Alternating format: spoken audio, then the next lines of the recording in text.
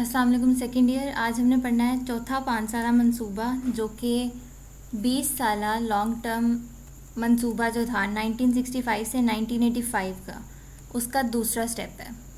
اور کچھ ملتے جلتے آبجیکٹیوز ہی تھے اس کے، یعنی کہ نیشنل انکم میں 6.5% اینول اضافہ کرنا، 75 لاکھ افراد ان کو روزگار فراہم کرنا.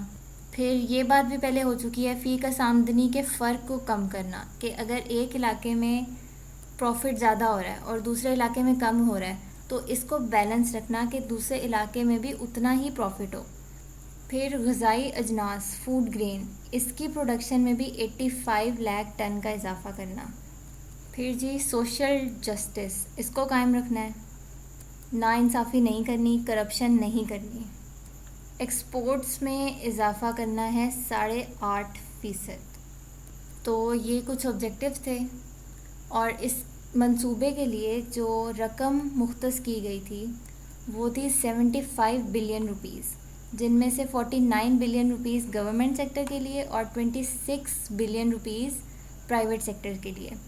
لیکن یہ منصوبہ بن گیا، آبجیکٹیوز اس کے بن گئے، اس پہ جتنی انویسٹمنٹ کرنی تھی وہ بھی ڈیسائیڈ ہو گئی، لیکن اس پہ عمل درآمد نہیں ہو سکا. اس منصوبے کو کرنا پڑا پوسٹ پون.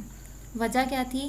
جو ملک کے حالات چل رہے تھے جنگ کے بعد، پہلے 1965 کی جنگ، پھر 1971 کی جنگ، جس میں ہم نے اپنے ملک کا سب سے بڑا پارٹ بنگلہ دیش اس کو کھو دیا تھا. تو اتنے بڑے جب کرائسس چل رہے تھے تو منصوبے پہ عمل نہیں ہو سکا. لیکن اب تھوڑی بہت اکانومی تو چلانی تھی نا، ملک کا نظام چلانا تھا، اس کے لیے 1 ایئر پلانز بنانے انہوں نے شروع کیے. لیکن یہ اتنے شارٹ ٹرم پلانز جو ہیں یہ اتنے کارآمد نہیں رہے.